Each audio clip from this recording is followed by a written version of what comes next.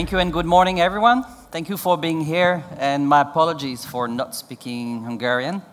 I was offered to speak French, and as a native French speaker, I think that would be a better option for me, but probably not a better option for you, so I'll stick to English. And again, thank you for being here.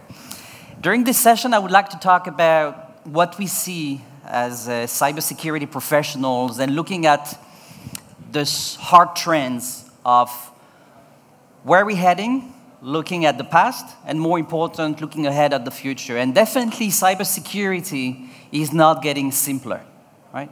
It's getting complex. Not that it was simple in the past, but it's getting more complex. And we're going to discuss a bit about this complexity and some of the upcoming challenges ahead of us. And more important from my perspective is not looking only at the negative aspects of it, but looking as to what we can do about it. What can we learn from the past few decades on cybersecurity so that we are better prepared dealing with the upcoming threats, right? And I'll probably start with the fact that we are all, nowadays, fully interconnected, right? The digital transformation that we've been talking about for years is the reality. This is no longer the future. This is what we are going through. I see many of you connected through your smartphones, not doing phone calls, but connecting on the internet, we call that mobile internet, and doing both business and private data exchange, right? And we're all so much into this digital transformation that we're heavily dependent on IT, right? We as people, we as employees, as workers, as citizens, and we as state nations as well, right? And we are so dependent nowadays on IT that the regulators really care about that. And if you look at what's happening in the past few years, the lawmakers, the regulators, the politicians have actually voted many laws to deal with those concerns. It's no longer a nice to have. Cybersecurity is becoming so predominant that this is nowadays becoming in many sectors, in many countries, a regulated obligation, right? And this is also something extremely important for all of us as European citizens with the GDPR regulation that went into reality back last May. It's not only the regulators and the politicians, it's also the economical leaders of the different countries of these worlds, you know, and they meet every single year at Davos, and they have actually fruitful discussions as to what are some of the current challenges and how this is actually affecting their business. And they like very much to look at how business could be infected by some of the threats that are out there, whatever threats, whatever risks are, right? And they look at both the likelihood of such risk to happen. If the risks are not likely to happen, which is on the left part of this screen, this is probably not so much something that they want to care about. And they're also looking at what you see on the y-axis. They're looking at the impact. If this happens but has limited impact to the business, to the economy, then this is probably not a big concern. And where you really don't want to be is on the upper right corner, where it's very likely to happen and where the impact is extremely important, right? And sadly, cybersecurity, cyber attacks, has become predominant and has been actually rated as extremely likely to happen and extremely impactful, not for the IT environment, but for the economy of our world, for the businesses that those business leaders are managing, are leading, right? And when you look further at what those risks are that are very likely to happen with important impact, you realize that cyber attacks is the only one that the man is creating. Everything else has to do with the weather, with the climate, which you might argue that at some point we might influence the climate change, but it's definitely not so much something created only by human. It's the nature. Cyber attacks is 100% created by human. We're part of the problem, but hopefully we're also part of the solution, right? And you realize that in the past year, cybersecurity has been rated number 3 in terms of risk for the business again, not just a technical risk. And this is actually higher in terms of the way they perceive that than terrorism attack, for instance. right? Which, again, says something about the fact that cybersecurity is no longer a discussion that is purely a technical discussion. There is a regulation aspect to it, and there is also an aspect related to the economy and our ability to sustain. If we look at the investment that as IT people we do, we are in line with what the regulators are telling us. We are in line with what the economical leaders are telling us, which is this is an increasing concern, this is a high risk, and therefore we need to invest. And every single year, we are collectively spending around 10% more than the previous years on dealing with cyber attacks, right? This is actually something that is a fast-growing market for years. This is a market that we evaluate to close to $100 billion according to Gartner, according to IDC. But here is the challenge.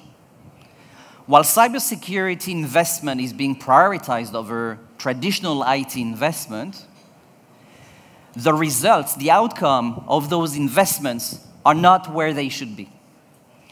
When we ask cybersecurity professionals, and you see them illustrated here, as to how they're doing with this mass of cyber attacks, they are just like those people here in the river dealing with tons of fishes flowing around, that at some point you feel overwhelmed and you feel like that's not the right plan. You're not ready for that, right? You don't feel confident that you can prevent, not 100% of it, but at least the majority of it, so that the risk level is managed and is acceptable, right? And sadly, the fact that this trust level from IT security professionals has to do with the confidence in the reliability, in the resiliency of their systems is not just a perception. Sadly, this is reality, right? Every single day we get used to seeing the news, and I'm talking not IT security news, in the business news, that there's been important data leakage, that there's been massive destruction, that there's been cybercrime activities like ransomware, right? You remember WannaCry, right? Just a year ago. So much has happened since then, right? And we thought that WannaCry was one of a kind. That this was the 9/11 of cybersecurity. The bad thing that we were afraid of happened that day. And probably it will no longer happen, or we'll do everything learning from this. But it didn't take more than a few weeks to have another of this with NotPetya, right? Targeting on a specific country, but because we are so hyper-connected, a country doesn't mean much in the digital world that we live in, right? So collateral damages that were not just about Ukraine affected many organizations around the world. Losses of Saint-Gobain, for instance, a French headquartered company that is a global company, of course, has connections in Ukraine. Over $350 million reported on their financial earnings as financial loss due to that. And that's not their major concern about this attack. Their major concern was the business disruption, the fact that people had no longer IT available to them, the fact that car manufacturers had to shut down plants for days, with people not able to do their work, right? So for sure there is something happening. For sure we are at some kind of an inflection point, right? We're at some point where we continue to invest more, but we get less out of our investment, right? And while sometimes as cybersecurity professionals we might be used to this, let's face it, it can go this way. Something is fundamentally wrong in the fact that there is more spending, there is more concern, there is more regulation, there is more focus on it, but there is less effectiveness. There is a disconnect, there is an increasing gap, and this gap for sure is something we need to understand in order to address it. Right? So I'll try to recap roughly where we stand and why we think that this inflection point needs to be a wake-up call for all of us. There are obviously few generations of cyber threats. I'll start with the very first one, which probably is the early days of cybersecurity, where in the 80s, computers were connected through human. There was no cable, there was no internet, but they were floppy disks. You remember those, right? So you saved a file on your floppy disks, and then you went to another computer, loaded the file with your floppy disks. That's how you would install programs. That's how you would share data. But that's also how you could also share, without the purpose of doing so, malicious content, right? Viruses. And that created a countermeasure with new technologies called antivirus. Many startups created this. Some of them are giants on the antivirus market of these days, right? Of course, what was not called hackers at that time reacted based on those countermeasures. And as computers were no longer only connected by human, but connected by cables, connected by networks in the 90s, and those networks started to open globally through the internet, hackers took advantage of that by being able to attack any computer in the world that is connected without having to physically access to the systems with a floppy drive and a floppy disk. And that's what happened in the mid-90s, roughly, with the emergence of the internet connection. And of course, that's created countermeasures and solutions called firewalls. And as you know, Check Point invented at that time this notion of firewall. Of course, hackers adjusted to this and tried to be more effective and to work around those new measures on security protections. And they focused more on the applications because firewalls would agree on what is okay to connect to and what is not okay to connect to. But you're probably going to say that your web server, your mail systems need to be available and accessible from the internet, right? So the hackers took advantage of that and got smarter in terms of understanding the vulnerabilities, the weaknesses of those web servers, of those mail servers, of those applications, basically.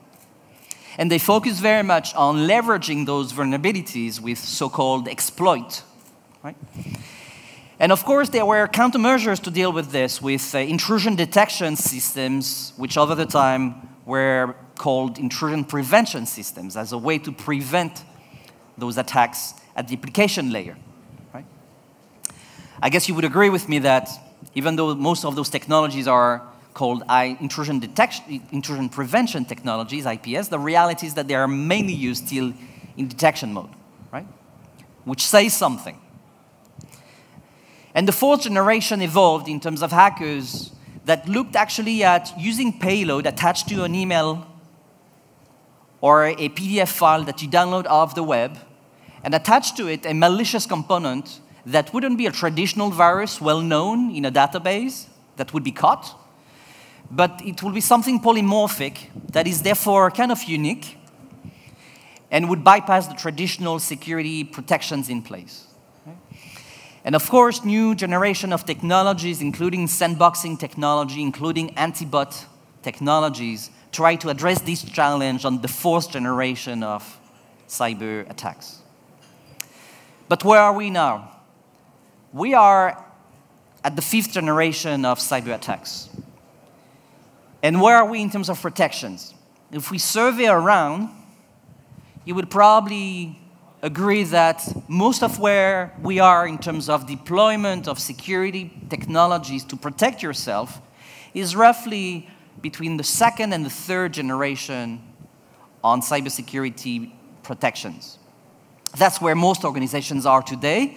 And you understand that this gap between the fifth generation of attacks versus the third or second generation of protection is this window of opportunity that the hackers are leveraging to be so efficient at cybercrime and at other attacks. What are some of the characteristics of those attacks of this fifth generation? First, they are large scale, right? They are kind of systemic attacks. They attack one systems and very quickly, not in a matter of weeks or days or minutes, but in a matter of seconds, they propagate all across with, again, no boundaries tied to traditional geography boundaries. So they are very much cross countries, and affect any type of industry. Think of ransomware, for instance. Think of crypto miners, which are extremely popular nowadays. Second characteristic is that those attacks don't only focus for network vulnerabilities, they're actually trying to focus the weakest point and the fact that a lot of the security protections are very siloed. And they're actually leveraging in many aspects the full attack surface available to them. Mobile workforce. How many of you today, when you checked in, downloaded on your mobile phone the applications of this conference? Anyone did that? Most of you did, right? How much security do you have on your smartphone?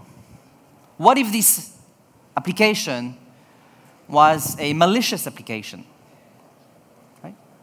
Because I put a QR code somewhere in the elevator and you scan that, because I put some flyers available as a hacker, and you scan the QR code and you don't download the applications from ITBM, but maybe you download an application that looks like ITBM, but that I have repackaged and attached to it a malicious content that from now on will be spying on your smartphone, both private and business information. In our daily life, we have very little to no security on mobile devices. Well, these are the new generations of endpoints that are far more intrusive than the traditional laptops where we usually have invested into security protections. So hackers are doing that.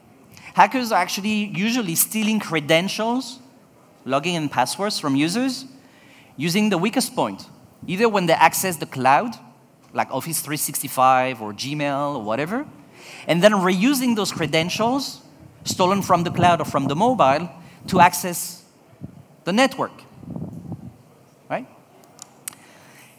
And of course, those attacks are usually state-sponsored technologies in terms of level of sophistication. I'm not saying that these are state-sponsored attacks, but I'm saying that the level of sophistication of this cyber arm is at the level of state-sponsored attacks. So what used to be very few and targeted attacks is nowadays becoming massive attacks available to anyone, since you know that a lot of those state-sponsored technologies have leaked the internet, including the NSA toolkit, right? And of course, a lot of the technologies available out there are just no longer sufficient and in many aspects no longer relevant. Many technologies only focus on detection, while the real challenge for all of us is not to know that you've been breached, but is to prevent that from happening. This is what the world economical leaders care about. This is what the regulators care about, preventing data leakage, preventing some kind of cyber sabotage, as opposed to knowing few weeks, few months later why ultimately that happened through some advanced forensics. Right? So it's all about prevention as opposed to detection. Second, it's got to be real time. Lateral movements are happening in a matter of seconds. So you have to have something that is in real time, meaning that is automated. Third, it's no longer about a siloed approach. If the attack surface is widening, we also need to widen the spectrum of what we care about when we design IT security strategy and when we put in place some prevention technologies. So that needs to include mobile and cloud. So how can we gain back control? You know, how can we do better as opposed to keep spending more and gaining less in terms of desired business outcomes? One, we need to improve the effectiveness on cybersecurity. And second, we need to make it agile. Everything is becoming agile, right? So we need to make sure that security is not one step behind, but is ahead. Allows you to have this agility. How do we achieve that? Few ideas. One, the fundamentals of the DNA of any technology on cybersecurity needs to focus on prevention. I'm stating something that might be common sense, that might look as the obvious, but this is not where the industry is today. Many technologies are deployed by customers not in prevention, but in detection mode. Why? Because of a lack of trust in the level of accuracy of the security verdict of the technology, because of a risk of shutting down legitimate business traffic, right?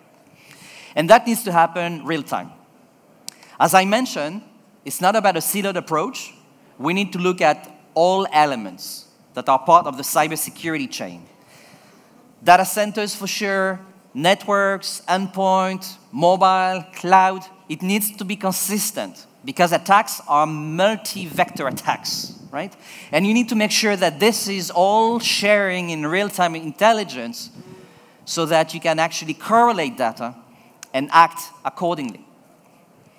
And of course, technology matters, so you need to assess the effectiveness of the technology, but let's keep it in mind that while technology matters, the way you orchestrate technology, the way you architect technology, is probably an increasing importance nowadays versus in the past, right? And last but not least is how to be agile, how to keep that up to date, how to manage that on a daily basis, how to correlate, how to orchestrate, how to automate. This is part of the challenges that somehow needs to be addressed in order to step up and be more effective out of it. So of course it's about technologies. Of course you need a lot of technologies. But sometimes the best is the enemy of the good, right? Throwing out more technologies and more point products might solve one problem, but ultimately probably creates another problem, and eventually it might become a bigger problem in the long run.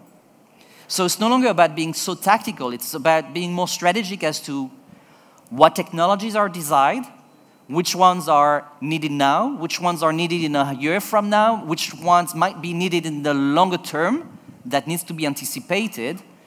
But more important, how do you architect that? How do you get it to work together? On the network, on the cloud, on endpoint, on the new generation of endpoints that are mobile devices, right? How do you make it work together? How do you share intelligence? How do you make sure that if something is happening on one of those elements, the other one is learning from it? And how do you manage it all? How do you put the glue around it so that it's not this siloed approach that hackers are leveraging so much, but that you're having a symmetric approach to what hackers are doing? Multi-vector attacks means that you need to have multi-vector defense. Mono-vector defense is setting the stage for failure, regardless of the effectiveness of one-point technology. And this is ultimately what we think the future is about, and what the present is about, and why this gap is something that together we can tackle. This is definitely an inflection point. We want to look at that as a positive opportunity, as to doing things different, not forgetting about the past, but learning from the past, building on top of what has been done so far, and getting into a symmetric between the level of sophistication of the attack, which is the 5th generation, and the level of effectiveness of cybersecurity protections. With that, I would like to thank you very much and encourage you to come to our stage, to our booth. We will be very welcome to further discuss with you and look at some of the innovation related to this. Thank you very much.